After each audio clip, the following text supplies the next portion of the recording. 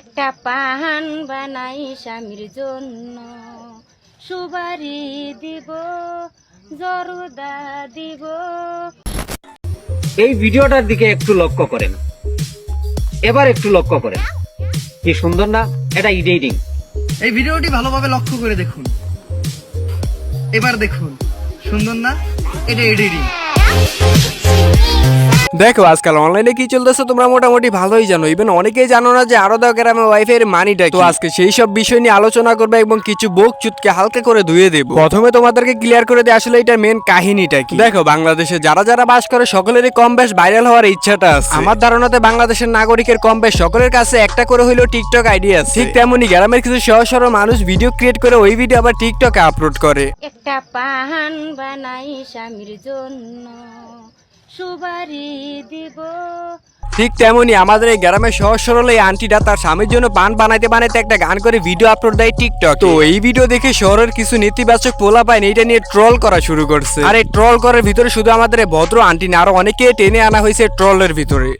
এই ভিডিওটার দিকে একটু লক্ষ্য করেন, এবার একটু লক্ষ্য করেন, কি সুন্দর না?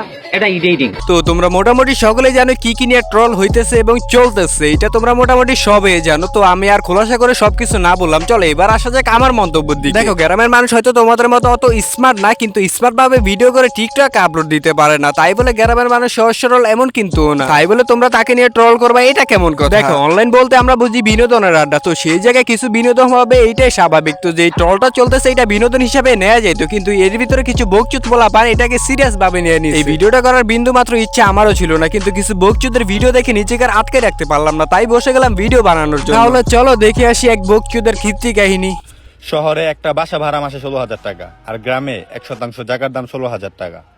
তাই বাড়ি নিয়ে বড়াই করে লাভ নাই, কারণ আমরা যদি শহরে না থাকতাম, গ্রামের এত এত খালাতো ভাই শহরে আসে, তাদের চাকরি কেমনে দিতাম।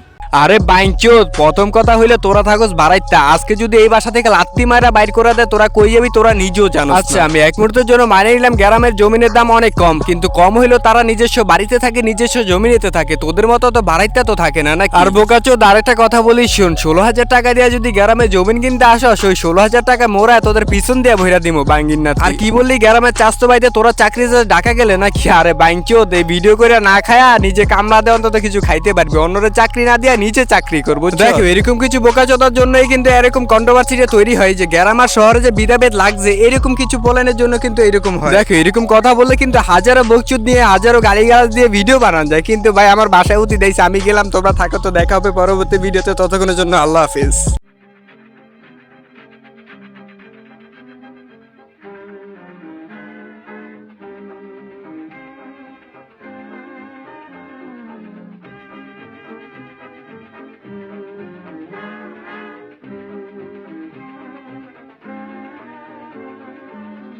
আই লাভ ইউ, এটাই বাস্তব।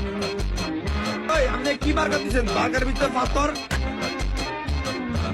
নাটক কম করো প্রিয়। কেমন হয়েছে?